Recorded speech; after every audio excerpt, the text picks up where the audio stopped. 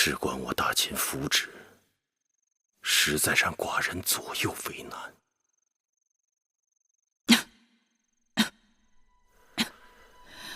水，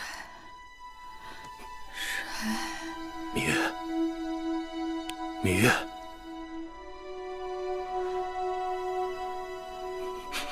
芈月，你这个小丫头，竟然认不出寡人了。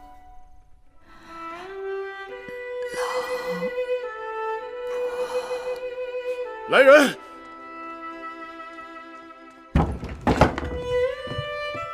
大王，快宣太医，芈月醒了。是。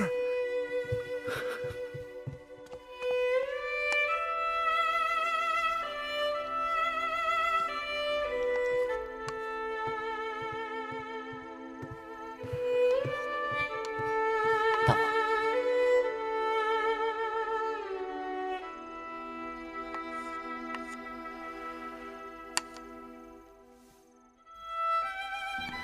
八子，你这身子还没好呢。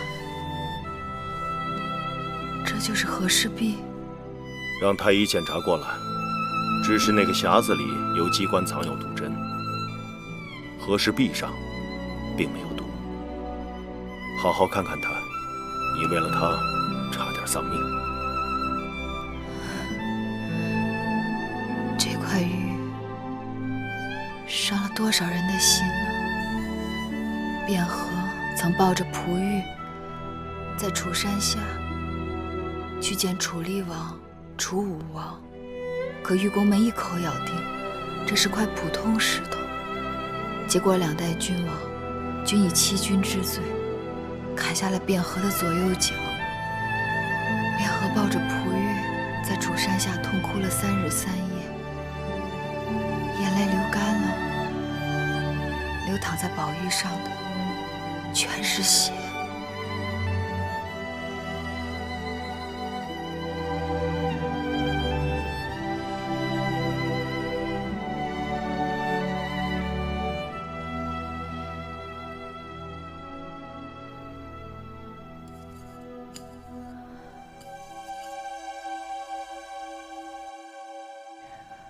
有何不妥？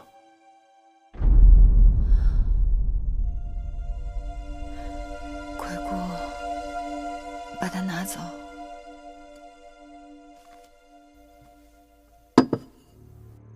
尽管它足以乱真，但这块玉绝不是和氏璧。这的确是难得一见的美玉，做工精巧，白璧无瑕，在我秦宫里也很难找出同样品格的好玉。你是如何确定它是假的？就因为它过于白璧无瑕。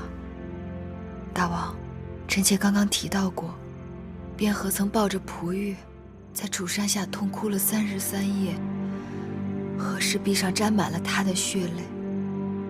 此玉有灵性，卞和的血泪即刻沁入玉中。尽管后来楚文王曾让玉工们剖开宝玉，细心打磨，但碧玉里仍留下了几处血丝。屈子曾在朝阳家欣赏过这块宝玉，说那发丝般的血迹一般人很难发现，但放在光亮之处却尤为明显。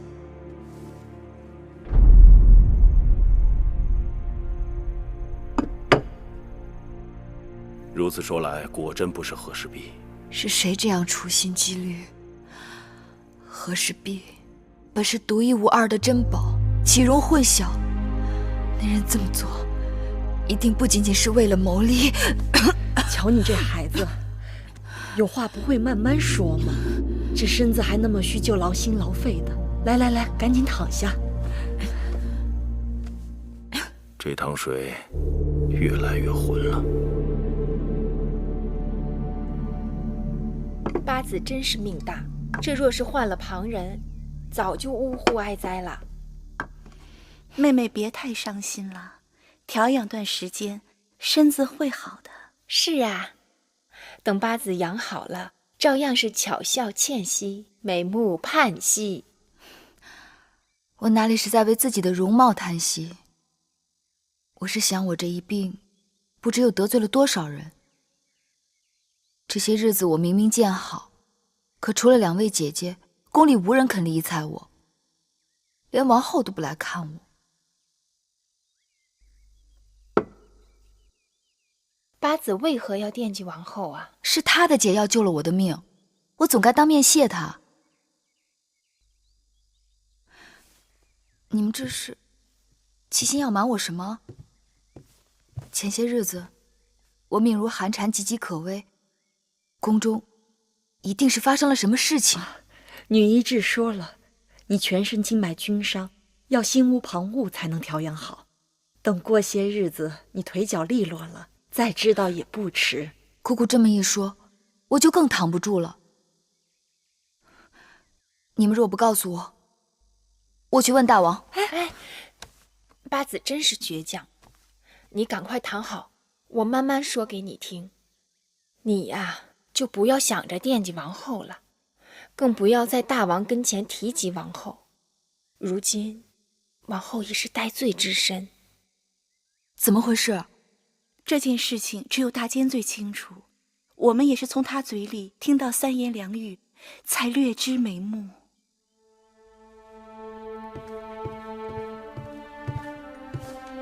拜见大王。基地免礼。听说米八子已无大碍，恭喜大王。虽然已经好些了，但身子还是过于虚弱，仍需要静养。和氏璧一案还辨不出黑白，吴国围秦之事重中之重，是否考虑派张仪出使游说，分化列国？张仪身处嫌疑，恐难再为国相。王后乃后宫之人，臣不敢擅作主张。张子有才，有才不忠，比无才更甚。大王，米八子来了，说有急事求见大王，老奴让他在外候着呢。他这么弱的身子，为何到承明殿来？说是关于和氏璧毒案。和氏璧毒案？是，米八子说事情紧急。让他进来。是。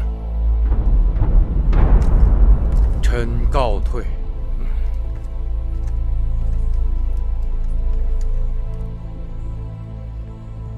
大王，过来。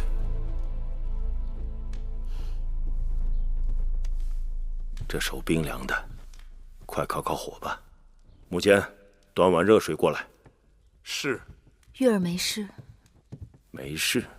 这么弱的身子，这么冷的天，还往外跑？臣妾只是想到了那个案子，实在在交房殿躺不住了。你身子不好，就别为这事情费心了。这一日躺着无事，就这案子的情形，我问了宫中的姐妹和相关之人，才知道此事不仅牵涉到王后，还牵涉到了国相张仪。不错。臣妾以为那个中行期很可疑，应该重新审他一次。可是太晚了。上午雍瑞来禀报，说那中行期在狱中打碎陶罐，割腕自杀。寡人让雍大夫即刻重审那犯骨，得到了些新口供，但是听起来都是胡言乱语。他说了些什么？他说中行期曾叮嘱他，这块玉无论多少人出价，到最后只能卖给一个人。那人恐怕是张子。正是。但此玉若是张仪出售，并通过你之手哄抬市价，为何到最后又要返回到张子之手？这岂不是用子之矛，攻子之盾？这就对上了。你看出来什么？大王明鉴，既然那和氏璧是假的，那么关于中行期所说的张子如何盗取和氏璧，如何变卖和氏璧之事，皆应当是假的。你先歇息一会儿再说。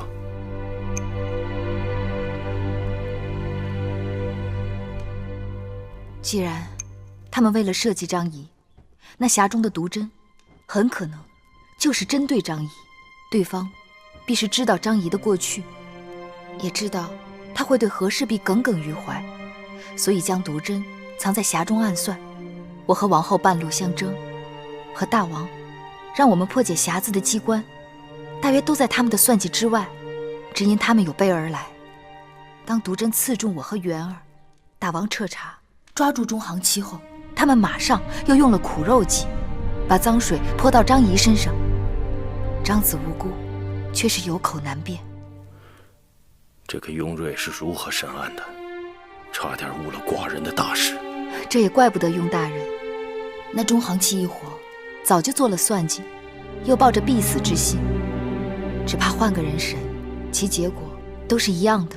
但那蛇毒来得奇怪，你和王后相争和氏璧，你中毒以后，王后就赶紧吃了解毒药。她是秦宫中唯一有解毒药的人。大王，一事且归一事，就事论事。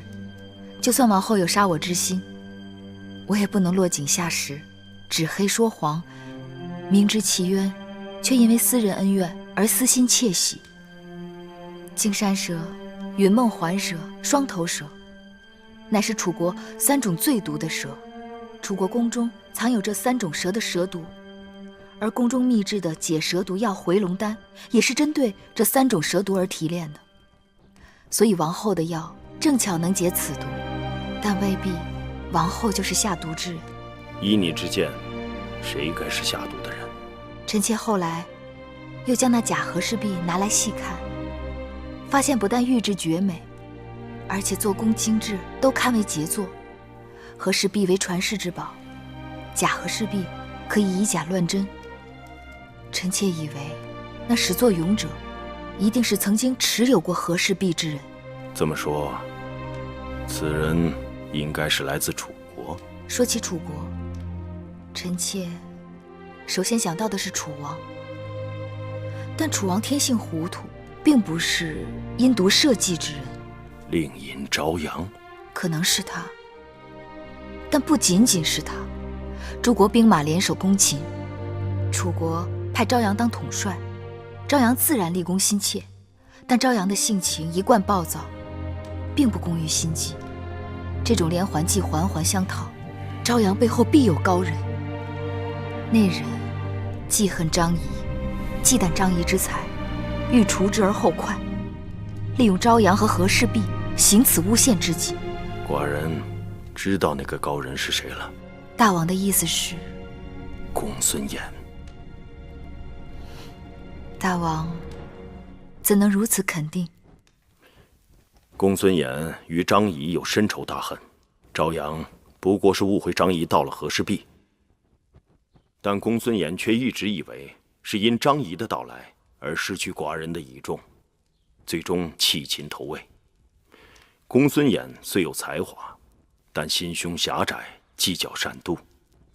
他一心想要让我为他离去而痛悔，所以他才会游说诸国与秦国为敌，以此证明他公孙衍的能力。他设计假和氏璧的圈套，既是为了陷害张子，使得君臣相疑，同时也是暗喻寡人不知见识人才，不懂辨认珍宝。那既然如此，大王下一步打算怎么办？大敌当前，寡人本拟让张仪去诸国游说，分化列国，但眼下既然对手如此记恨惧怕张仪，那更应该反其道而行之，重用张仪，游说分化诸侯，让公孙衍的计谋不能得逞。士可杀不可辱。寡人虽然对中行期的口供并非深信不疑，但对张子也有所疑惑。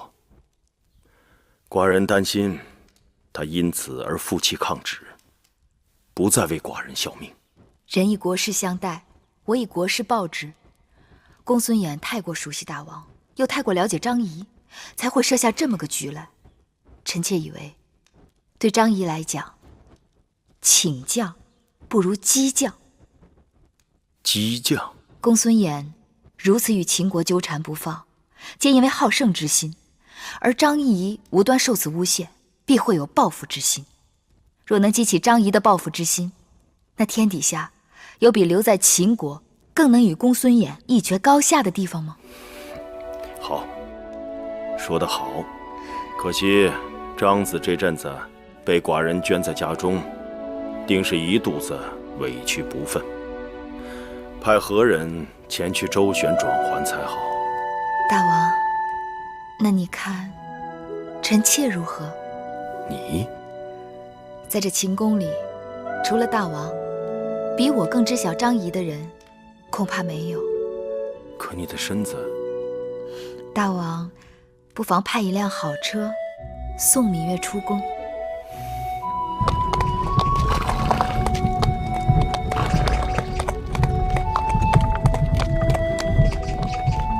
都撤了吗？是，撤。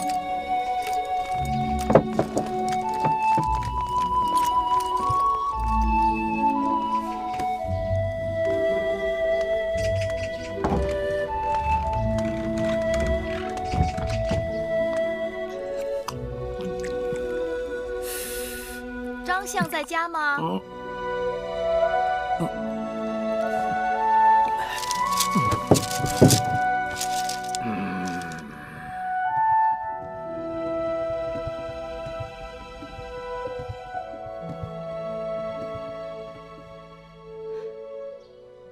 张子，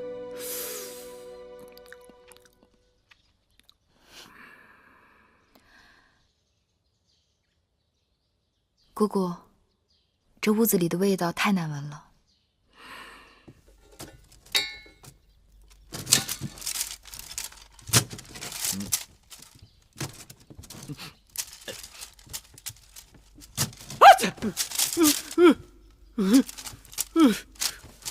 什么东西这么刺鼻子？张子博闻强记，应当知道这是沉香，来自阳月之南邑。什么花儿香啊草啊，跟我张仪都无缘。你们弄这些东西来做什么？张子身为国相，肩负大秦重任，可这屋子里却有股萎靡不振、气息奄奄的味道。我非铜胶铁铸，我乃肉体凡胎，当萎靡时则萎靡。至于气味不好闻，没人替我打扫。你以前那些个小童仆都去哪儿了？何况你身为国相，我听说大王曾送你数名美姬服侍。张仪倒霉，没人来陪啊！自从那日大王说要派人把守相府，回来我就让他们全都走了。我可不愿意整日看着他们在我面前愁眉苦脸的。再说了，我若真有事，总不能牵累人家吧？张子只愿躺下说话，身子哪里不是？头痛胸闷，那这沉香正好对症，主心腹痛、霍乱、中恶、清神。我是心病，你的沉香治不了。那就换一剂药。哎呀，算了。芈月，从你进门我就知道你的来意，你不要告诉我说大王终于弄明白我是冤枉的，冤案要昭雪，要让我感激涕零。非也。非也？张子看看，这是什么？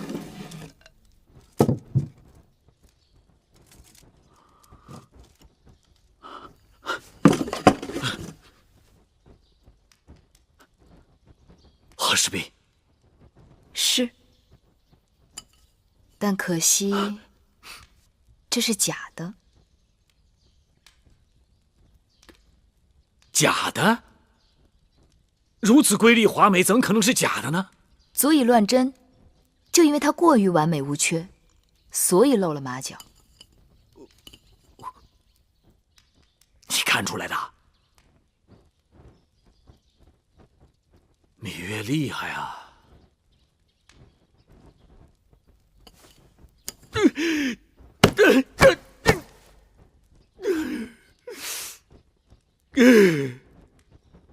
张子为何捶胸顿足？像我张仪这辈子，几次三番被这东西差点害得丢了性命。今日第一次见到真面目，还是个赝品。张子以和氏璧为仇，但我认为，恰恰是和氏璧成就了张子。哎呀，你不要再取笑我了。老子曰：“福兮祸所伏，祸兮福所倚。”任何事情都有福祸两面。试问，若无和氏璧，张子此时还在朝阳门下浑浑噩噩的度日，因为有了和氏璧，才把张子逼到绝处，因而走出楚国，成为秦国国相，一怒诸侯惧。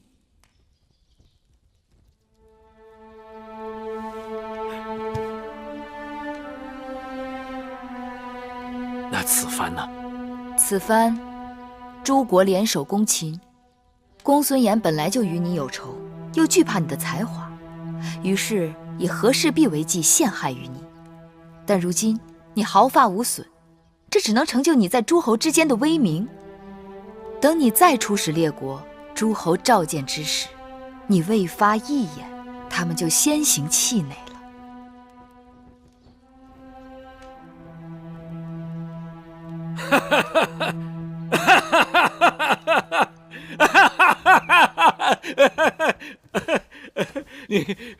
芈月说得好，我张仪若说我心没动，那是假话。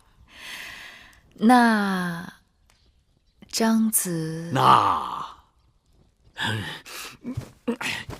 来人，来给我更衣，我要进宫见大王。来人呐！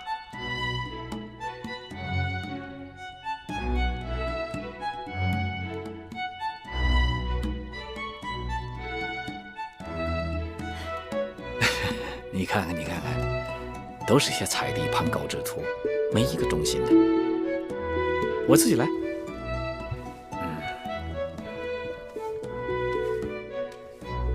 拿来。什么？诏书令符啊。这个见了大王自然会有。大王为何没让你带来？你亲自面对大王，才好讨价还价。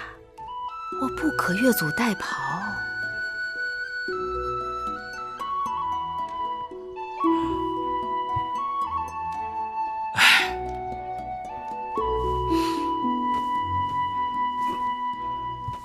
芈月，你出师了。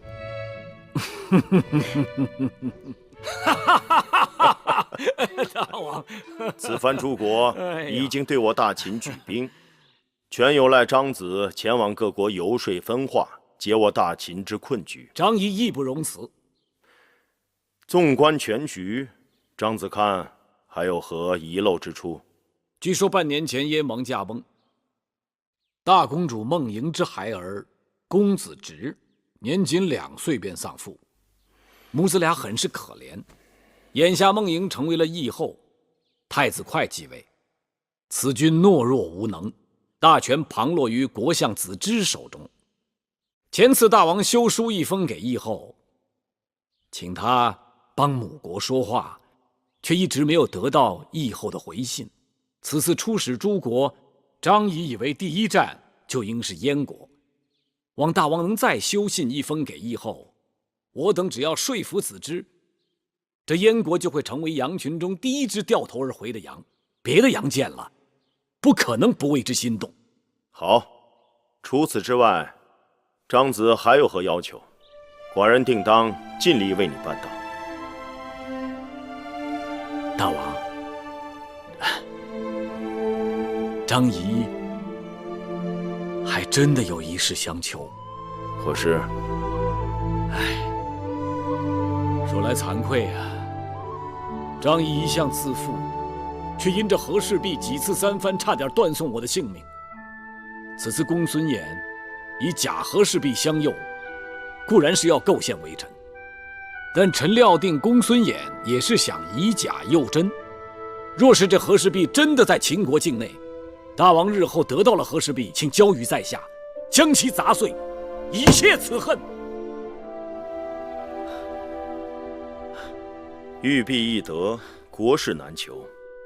和氏璧虽为楚国之宝，但你张仪却是我秦国之宝。寡人答应你，若和氏璧真的落在寡人手中，定当赐予你张仪，任你处置。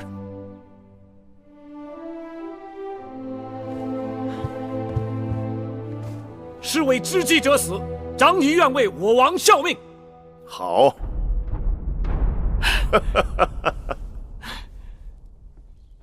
大王，老奴弄清楚了，王后和芈八子为和氏璧相争，此事背后果然有人作祟，宫中还有人放出“得遇者得天下”的话。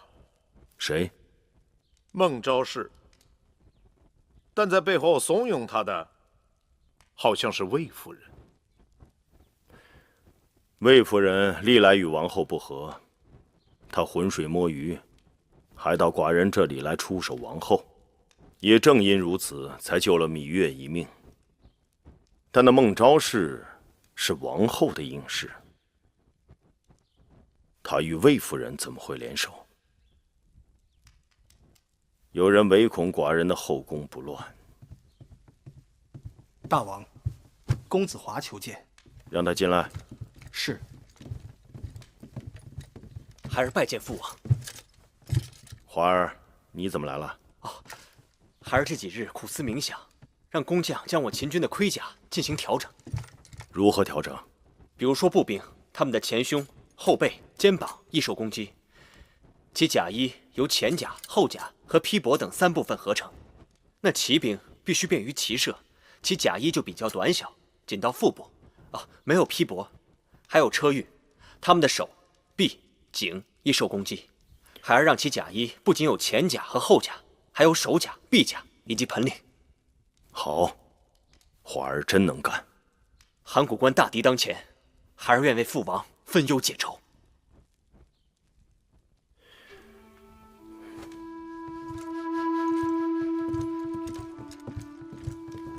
华儿，从小到大，你都没有辜负过寡人的期望。只是你那个娘亲，娘亲又做错何事了？你没听说过前阵子和氏璧的事吗？宫中人人皆知。你那个娘亲又在搅浑水了。父王，娘亲糊涂，请父王宽恕。孩儿定以命相劝，让娘亲好好在后宫安分守己，不再做任何错事。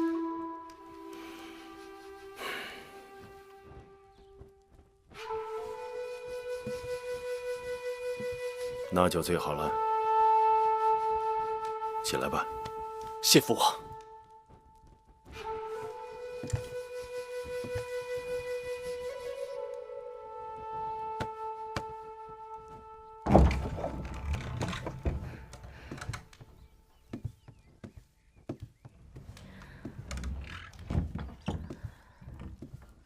老奴拜见王后。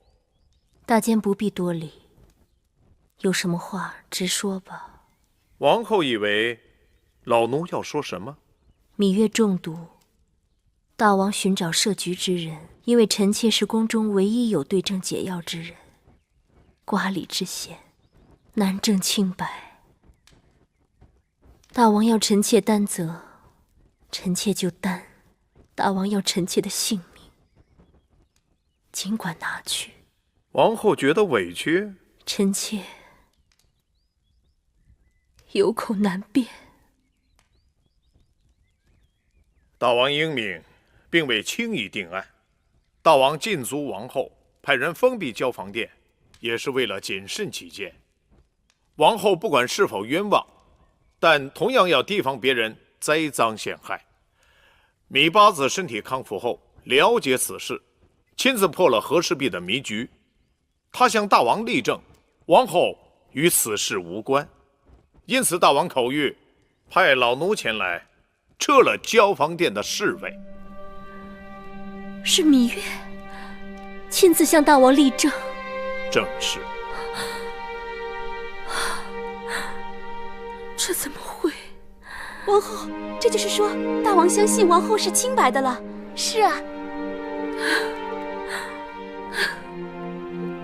除此之外，老奴还有一句告诫：大监请讲。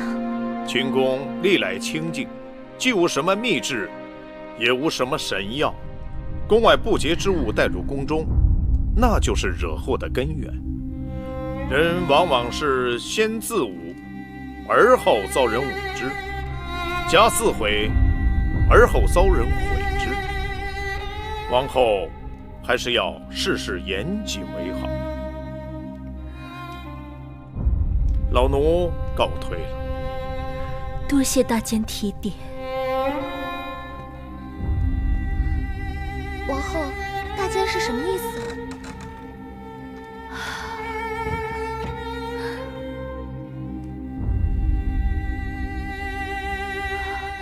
珍珠，随我到寝殿，去把我陪嫁的单子都给我找出来。陪嫁的单子一直是在玳瑁姑姑那儿，玳瑁姑姑去了也没来得及交代，不知道在哪儿啊。不，今日就算是把交房店翻个底儿，也得把那单子找出来。大监不是说王后没事了吗？王后为何反而要慌张起来？大监的话，我听明白了。若是要大王彻底去掉疑心，就要把我从楚国带来的东西，盘龙文狐1个，金银错云纹尊1对，云纹狐2个，朱雀衔环杯8个，青玉盘子3对，波贝螺2个，卷云纹4瓣团花鱼1个。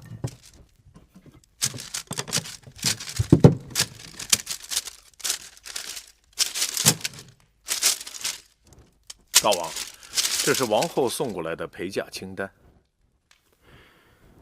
看来王后还是用心良苦啊。王后派人视察从楚国陪嫁过来的嫁妆，她下令让她的应侍们也都要自己清仓查库。芈月嫁到秦国时囊空如洗，就不用查了吧？是。但另外2个应侍，他们2个在楚国都是有点背景的。那个景氏，他的族兄好像就是楚国才子景差。如今他怀有身孕，不能辛苦。你派2个能干的去给他当帮手吧。是。至于那个孟昭氏，就是招阳老贼的。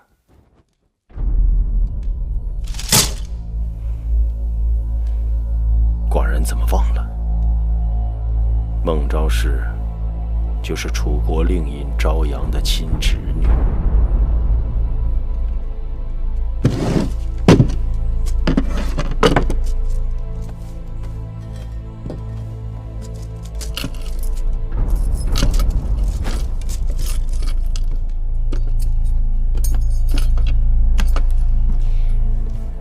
你们给我仔细着点，这些衣服和首饰可都是贵重东西，弄丢了一样，你们赔不起。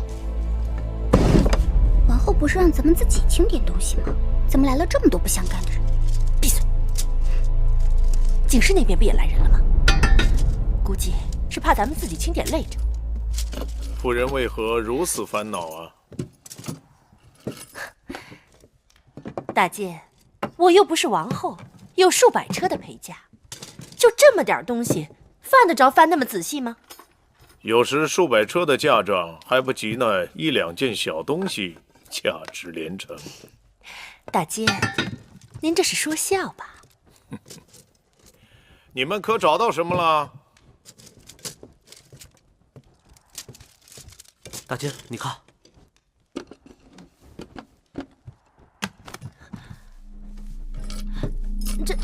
这是臣妾的家书。老奴要找的就是这东西。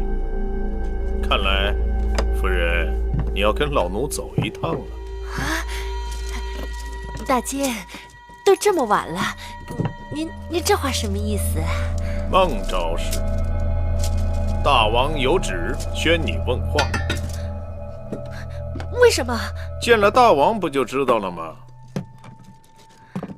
请吧。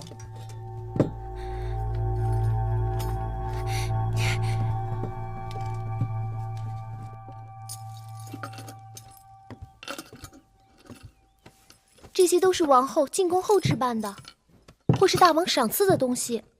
即便如此，也要造册登记，交内府备案。好。王后不好了！昨夜幕间奉大王之令，宣孟昭氏内府问话，一直都没回来。出什么事了？据说孟昭氏与魏国派来的奸细有勾结。这怎么可能？王后，莫不是有人要对付王后，从孟昭氏身上下手？孟昭氏是王后的陪嫁应试，这事儿传出去，与王后怎么也脱不了干系。这事儿与王后本不相干，最好还是装作什么都不知道。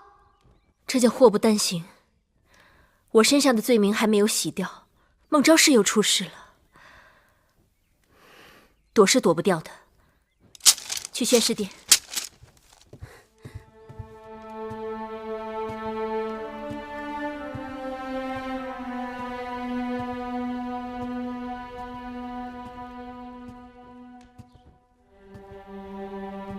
罪妇芈姝参见大王。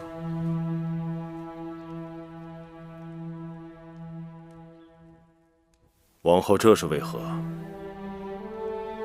芈姝身为后宫之主，竟对身边应从勾结外人，犯下如此滔天大罪一无所知，难逃失察之责，疏忽之咎，愧对大王的信任与嘱托，望大王责罚。此事也怪不得你。孟昭氏不守妇道，暗中与宫外匪人来往，挑拨是非，兴风作浪，这一切都是见不得天日，是背着人做的。而和氏璧一案，你也是侥幸，若中毒的不是芈月，就可能是王后。如此看来，王后也是受害之人。大王，继儿，继儿，给娘亲笑一个。孟昭氏死了，来，你先下去吧。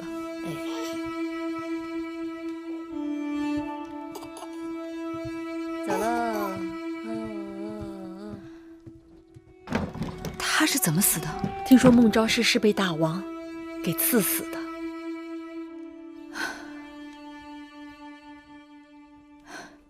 孟昭氏也是可怜，我不信他有什么胆子要与朝阳和公孙衍勾结。他的初衷也只是想在后宫争个高低位罢了。锦诗也跟着毁了。大王下令赐死孟昭氏，锦诗吓得当夜腹痛不止，孩子早产，生下来不到半个时辰就没气了。因为孟昭氏是王后的陪嫁应试，这般寒冷的天气，王后竟粗麻素衣，赤着双脚到宣誓殿去请罪。幸好大王明察秋毫，倒也没过分责怪他。人在后宫，如周行江湖，到处都是暗礁潜流。纵然自己小心，也难免会有翻船的时候。是啊，陪我去看看王后吧。王后，芈八子来了。王后，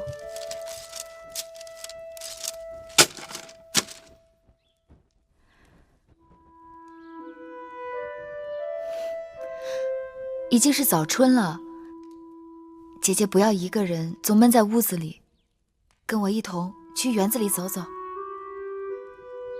昨日刚下了大雪，冰封千里，哪里有春意？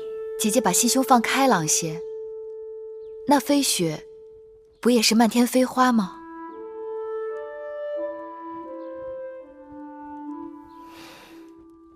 可惜各花入各眼。姐姐，好了，上次之事，谢谢你在大王面前替我开脱。珍珠，去把我那件披风拿来，我也跟着八子出去透透气。是。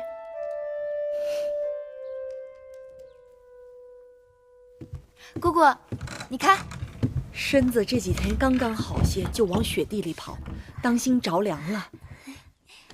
你们两个丫头也是，让你们跟着八子，偏往那不该带的地方去带她。姑姑，都已经开春了，开春的风最冻骨头。哎呀，从怀继儿开始1年多了，不让骑马，不让使鞭子，不让见风，不让见雨雪，不让晒太阳，不让多走动，都不知哪样我还可以做。又不是姑姑要拘着你，你自己在鬼门关转了几回，转眼就忘了。所以呢，玉儿得抓紧，下一个鬼门关在哪儿等着我还不知道呢。呸呸呸！姑姑，看看好不好看啊？好，这要是在咱们楚国呀，满山遍野的都是；到了秦国就显得金贵了。前2年我求着大王，从汉中移来了这几10棵梅树，今年还是头一次开花呢。开了花也不给寡人通报一声，连个谢字都没有。大王，臣妾这是才看到，刚刚摘下这几枝，正打算让人给大王送过去呢。还是你自己留着吧，元日刚过不久，放在屋里也添些喜气。哎，仙儿、慧儿，你们多带些人过去，多摘些，给王后和其他几个宫的夫人送过去，让大家也添添喜气。是。大王今日怎么有空到臣妾这儿来了？刚才在王后那里坐了坐，顺便过来看看你。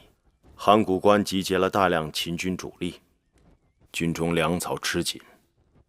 王后提出用自己的陪嫁首饰筹备军粮，没想到王后真是深明大义。函谷关那边怎么样了？函谷关连日大雪，近日接到战报，各国兵马中只有韩、赵、魏3国兵马抵达了函谷关。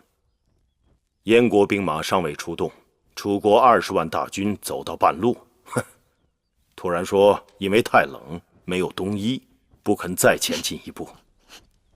2日前，司马将军趁着大雪，夜袭了魏国的粮草大营，烧掉了他们的粮草，并意外虏获了几名建造弩机的韩国工匠。大王的话让臣妾想起一件事：孟莹嫁入燕国那函谷之地3载有余，刚开始燕国那边还常有书信来往，自从燕王驾崩后这半年多，怎么变得渺无音讯了？是啊，寡人心里也惦记得很。张子不日便会到燕国都城，他定可以见到孟莹，带回音讯。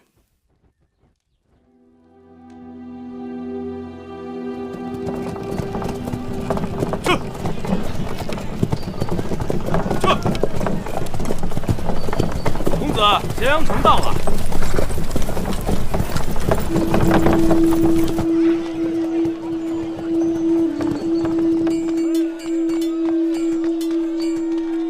先生是来住店的啊！你们秦国大王招贤纳士，我会在你们这儿住一阵子。哎，里边请。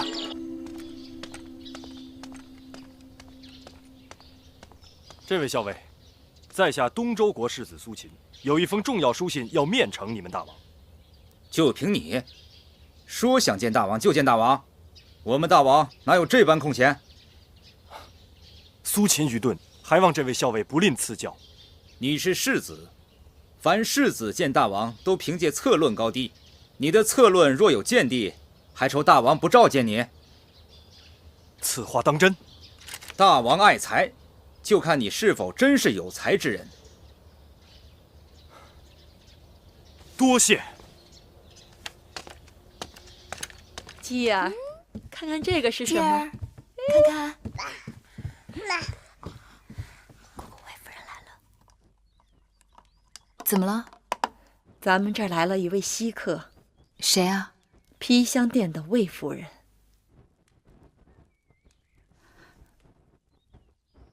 请她进来。是。姬儿，姬儿，姬儿，姬儿，乖。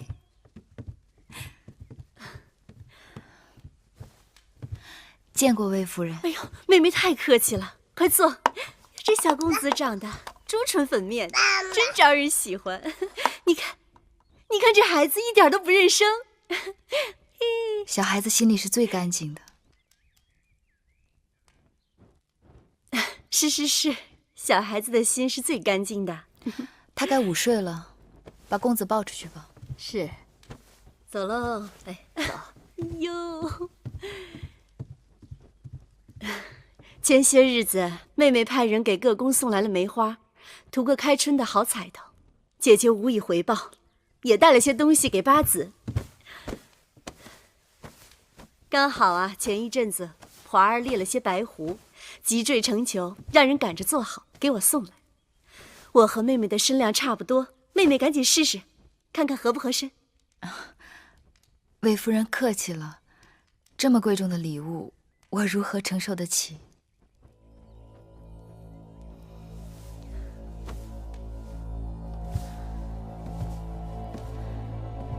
我是特地来向妹妹道谢的。上一次若不是妹妹聪颖，向大王澄清了那和氏璧的真相，姐姐险些误会了王后，伤了后宫姐妹的和气。我一心只想报答，但思忖着这入口之物，难免忌讳，所以……姐姐快起来，姐姐言重了。妹妹，你是对姐姐仍心存芥蒂呀？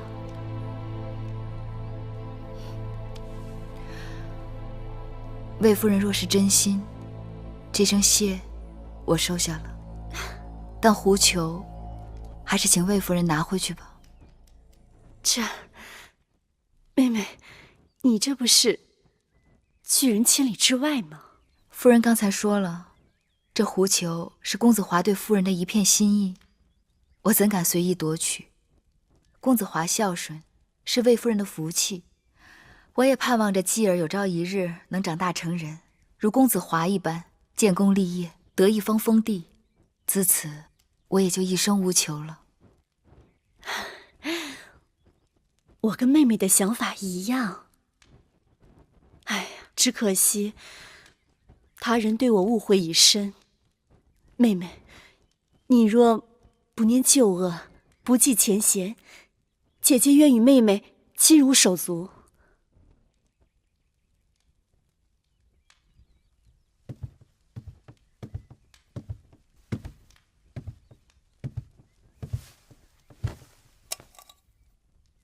照我的脾气，就将他撵出去。他那次几乎害了你和小冉的性命，如今拿一件狐狸皮就想糊弄过去，哪儿那么容易？或许魏夫人想做个洗心革面的人，在宫外面也许有，但后宫里头不会有。亏你没收他那件衣服，不然我还真得一把火烧了他。说什么入口之物难免忌讳，当年你娘亲就是穿了一件微后送来的锦袍，弄得生不如死，否则……八子，姑姑为何这么不开心呢？没什么开心的事儿。谁说的？这眼下就有一桩。你说说看。大王让母亲告诉八子，过几日魏冉要跟着司马将军回来了，而且要在咸阳住上2日。大王要他回函谷关前进宫看看八子，让你们姐弟团聚一番。姑姑，小冉要回来了。是，小冉要回来了。小鸟飞，小鸟飞，要吗？要吗？母亲说过几日，这都过了几个几日了，小冉为何还没有回来呢？小冉就算回到咸阳，还得跟着司马错将军忙碌军务，闲暇了才能来看我们。小冉那么大点孩子，上沙场不哭就不错了，还能忙碌什么军务呀？难怪一路都在打喷嚏啊！原来有人在背后说我坏话呀！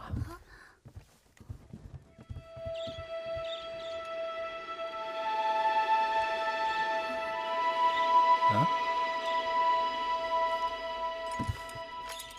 哎，不认识了。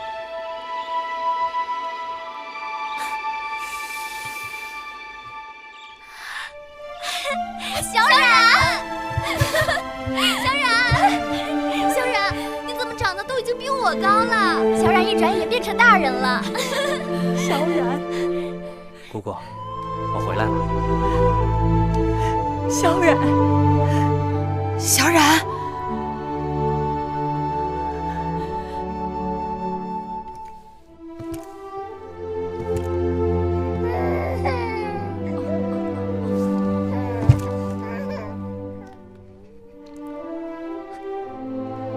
姐姐，小冉，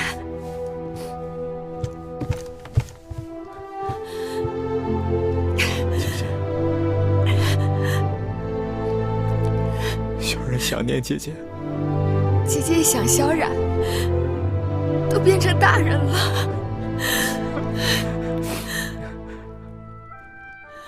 小冉，你看这是谁？这是继儿，快叫舅舅！继儿，继儿，我当舅舅了，我当舅舅了。来，继儿，继儿，姐姐觉不觉得继儿跟我小时候有些相像？可不是，都说外甥像舅舅呢。不过继儿可千万不要真的像我。小冉从小到大，给姐姐、给姑姑添了多少麻烦，惹了多少祸事啊！小冉，让姐姐好好看看你。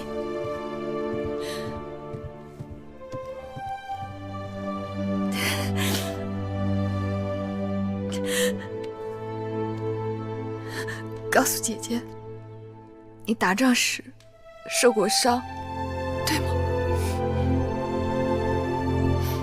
我知道你吃过许多苦，还不愿意说。你过的是刀头舔血的日子。姐姐希望我做个驰骋疆场的男子汉，小冉从来没给姐姐丢人。这次随着司马将军去袭击魏国粮草大营，小冉又立了军功。函谷关那边战事如何了？楚国兵力正在函谷关外集结，幸好楚离子刚刚带着12万的增援人马抵达函谷关，那这仗就好打多了。哎，对了，找什么？我那包袱呢？啊，在这儿呢。哦，好，来，这些东西啊，都是要交给姐姐的，都是小冉军功受赏得来的。有金，还有功勋田，不过只有10亩，还望姐姐不要嫌弃。哦，这2块玉也是我在疆场上得来的，就算作是给继儿的见面礼吧。小冉，这些东西我带在身上也不方便，以前还要托放在别人那儿，这次总算能见到姐姐一面，就都带过来了。傻孩子，姐姐这里什么都有。我知道，但这些都是小冉用性命给姐姐挣来的，以后小冉还要挣更多，给姐姐，给姑姑，还有继儿。好，那姐姐先给你收着，再给你添上一些，等着将来给你娶媳妇儿用。姐姐，慧儿，把衣服拿来。是。姑姑和姐姐给你做了几件新衣，你在外行军作战，千万别受寒了。哎，看着就暖和。小冉，姐姐几年前给你的东西，你可妥当收着了？姐姐说的是《孙子兵法》13篇。正是。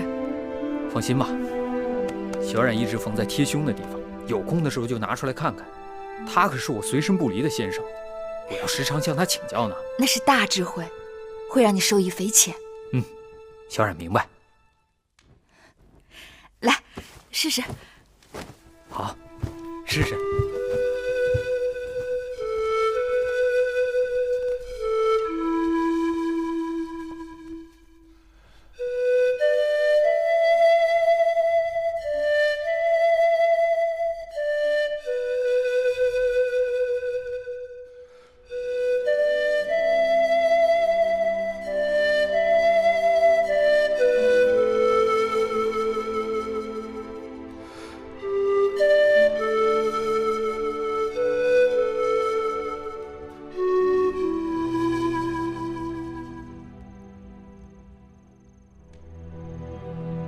怎么不吹了？许久不吹，都忘了曲调。曲中有些呜咽之声，甚是悲凉。海啸的心是空的，芈月的心也是空的，彼此两相依。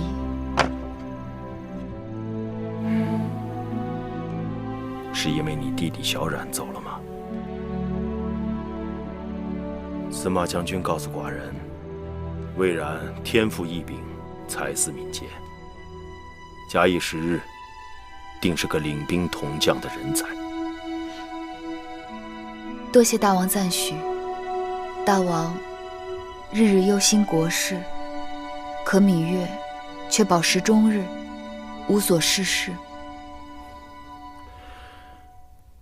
寡人心中想起一事，或许芈月可为寡人解怀。还记得四方馆吗？那些士子天天雄辩，很多都会写成策论，有些优秀之作会送到宫里来。可是遇上函谷关战事，军情紧急，这些策论都放在那儿蒙尘了。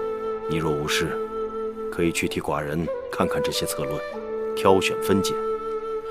而且这些策论诸子百家俱有，五花八门的理论相互攻击，倒可让你增长见识，辨别蛊惑之言。真的？寡人何时骗过你？芈月多谢老伯。为何要谢老伯？周有太任，善教文王，可谓良母；亦有一将辅佐武王，可谓贤妇。月儿不才，月孝先贤，为夫君分忧，也为将来教导继儿，增长见识。既然丫头喜欢，就这么定了。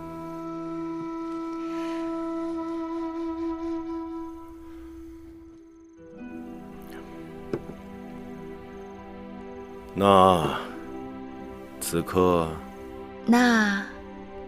刻，我再为大王吹上一曲。好。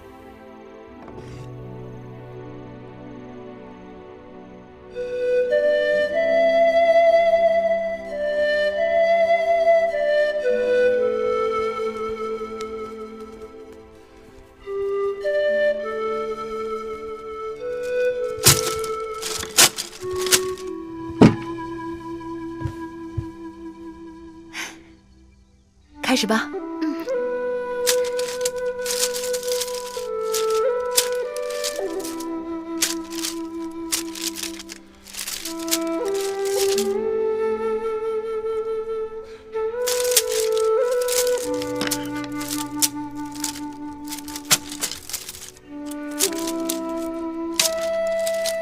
选好了，把它挂上去。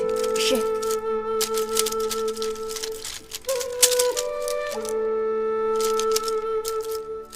以天为法，为方以举。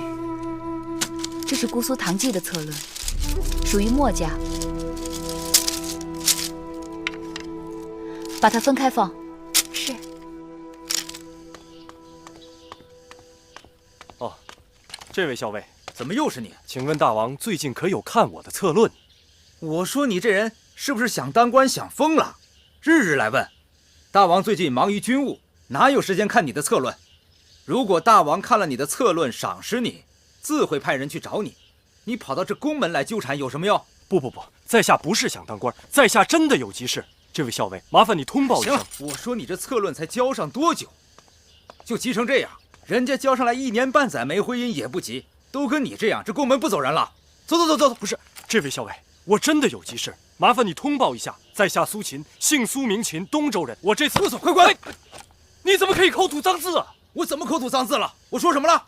快滚！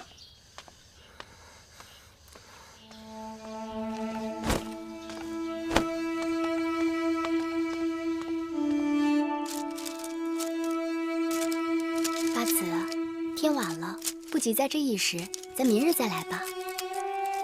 不急，让我看完这一卷。这天一黑，小公子就闹着要找你，这会儿肯定连魁姑都劝不住了。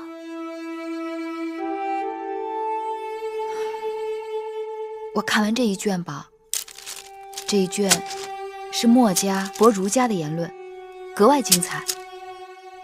再过一会儿，大王就要回宫了。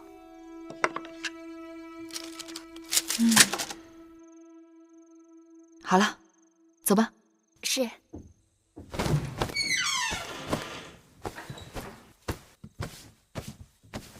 姑姑，我回来了。你可算回来了。继儿呢？继儿一直哭着找你，奶娘好不容易才给哄睡了。我也是没办法。我每日去成明殿读这些策论，其实也是为继儿读的，为了将来能够帮继儿管理一方封地，学会如何开疆扩土，建功立业。等继儿长大了，会明白你这个当娘的一番苦心的。刚才夫人说到读策论，倒是想起了木心今日说的一事。怎么了？木心出宫办事回来，见到一位姓苏的东周游士在和守门侍卫赌气，大概是他向大王投了策论，所以隔三差五的就跑到宫门外追问大王看他策论的结果，反倒被侍卫嘲弄。说来也是好笑，难道他以为大王那样悠闲，而天底下只有他一个游士在写策论吗？你不要笑话人家，保不定像他这样的人当中就有未央吴起。假若一直得不到国君重视，他会一气之下投向别国。哎，八子不正好在帮大王看策论吗？那就看看他到底说了些什么，到底是何事让他这般急不可耐的。当儿百日时，芈月曾送他一个金锁。下月嬴稷就满2周岁了，这块玉佩送他，应该也说得过去吧？这玉佩是王后出嫁时魏后给的陪嫁之物，为何要给芈月？住嘴！你们要是再说出这样的话来，这交房殿就留不住你们了。是芈月向大王澄清，救了咱们的性命，做人要知恩图报。出去外人面前提到芈月，更要恭恭敬敬的。王后，自从那个假和氏璧伤了芈月之后，王后也跟着受了连累。虽然后来还是还了王后的清白，但大王对王后仍旧冷了许多，1个月也来不了几次，就算来了，也是几句话一杯茶，转眼人就到西片殿去了。眼下大王的眼里只有芈月一人，长此以往，这后宫哪还有咱们的立足之地？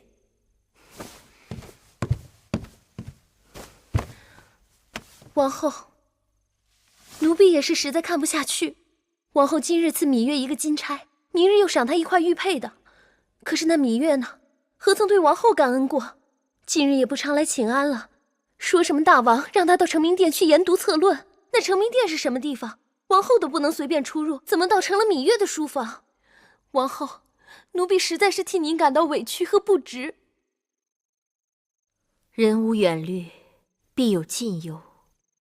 只争这一时长短，哪有来日天地？这些日子，我把进宫后的诸事细细地想了一遍。我是楚国的嫡公主，嫁到秦国为一国之后，但万事都不如那芈月伶俐周到。芈月能的，我不能，所以种种困顿怨不得别人。你们都起来吧。你们的心思我懂，但我的心思你们不懂。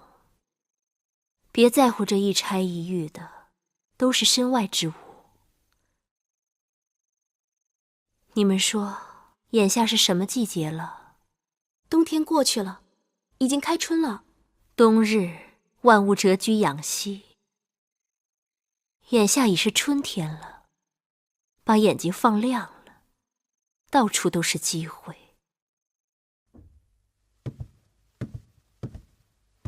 大王，王后求见。让她进来。是。大王，王后有事吗？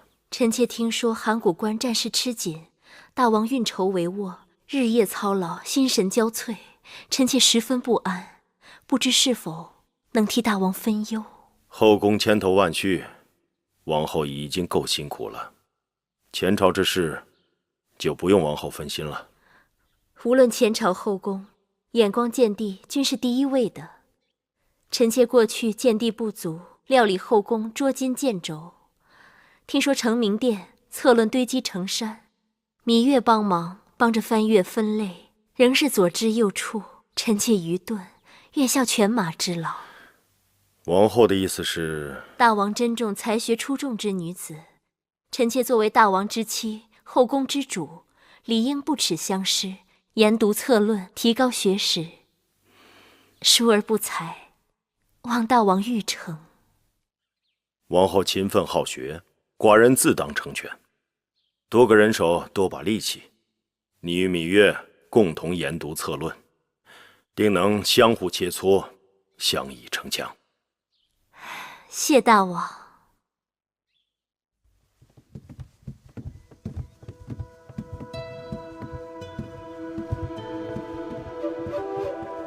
王后，请。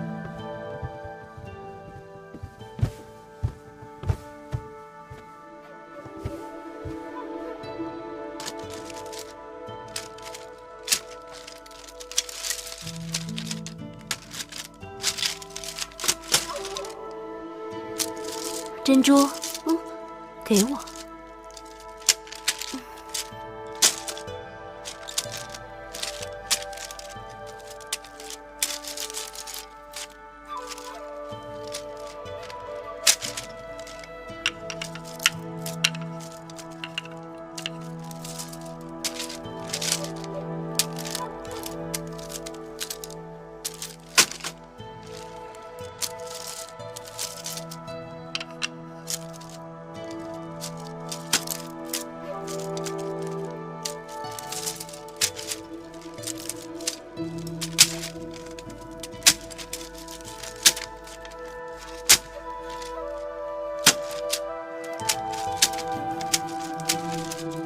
妹妹，这份策论讲了一大堆诗书礼乐教的好，可又讲了一堆清静归隐、安贫乐道。这世子说他是儒家，可我看他反倒像是道家。儒学中有多个学派，我想这个世子推崇的，该是儒家中的颜氏之儒。颜氏之儒。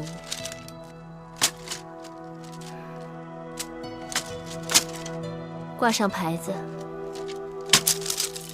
勿因之而动之，法天地之始，万物自然。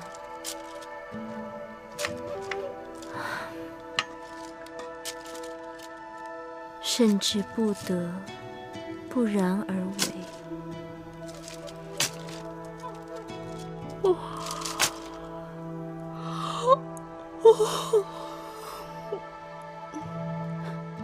都2个多时辰了，我也真是有点乏了。